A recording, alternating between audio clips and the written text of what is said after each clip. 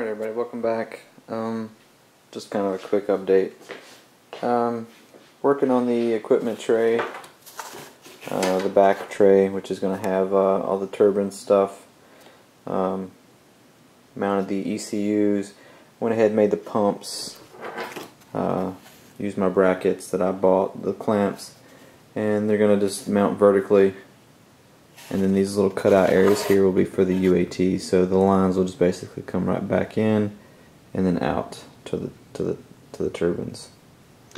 The way I was going to mount it is I glued in two 2-ply blocks on this aft bulkhead, and I cut out a little area for the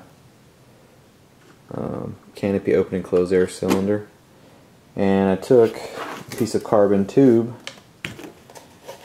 which I'm gonna use this tubing also to mount the cockpit, because the way that cockpit goes in, it just doesn't sit in there. I mean, you have to butcher it and make little mounts for it and everything, and so I've seen people use wood dowels to kind of glue in on the side to kind of sit the cockpit on to support it and everything. So I'm just going to use carbon rods. It's hollow, so it doesn't weigh very much. And what I did was I made these little brackets here, took some ply squares, cut a little groove, and these will just essentially glue inside just like that. So basically you'll push the tray in, the back will lock in, and then the front will have 2 screws that go right here. So nothing crazy with this setup or anything. I have to come in from the other direction because of the tube. I cut it oversized. I'll have to trim it down to size, so that's why it's not fitting in there right now. So, but anyways, that's just going to go in there just like that. It'll be, you know, like right here. And then I'll put some air tanks underneath it. And I've got room in the front there to add more equipment. I'm probably going to add my sequencer fail-safe unit, because when the canopy's open I'll be able to see it, because it'll be sitting like right here, and it's got the pressure gauge on it, so I'll know, you know, I'll have my pressure and stuff, and my other air gauges here, so I don't have to take the nose off every time, and I can just put more air in and stuff from back here. So that'll probably just mount on here just like that. So, and then I'm going to mount the air valves. All these Jet Central EV2 valves are just going to be mounted along the side here, probably 2 on each side. And then the center I'm going to mount, haven't decided on how I'm going to do it, if I'm going to use the 2 or the 3 Robart valves. But they're just going to mount on this tray. You know, I'll put my servo in there in the middle, and it'll pull. And if I put the 3rd, it'll just be like a triple thing. And this is just going to mount right here. So I had to take the gear back out. They did a nice job gluing the mounts in on the top, but on the bottom you could literally push the bottom support left and right because it didn't have any glue on it. So I took the gear back out and ran a bead of glue underneath just to really lock it in. So the only thing I don't like about this is they use that soft ply for the actual mounting bracket.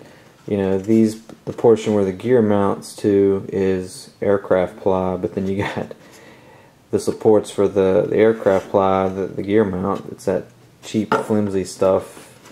So we'll see how that holds up. I mean, it'll probably be okay if you just don't have hard landing or anything. So, but that's what I'm doing. I'm working on getting these boards in. You know, I have to wait on glue to dry and everything, and you know, with work and stuff. So it's coming along. I went ahead and took the air locking cylinders off of the gear.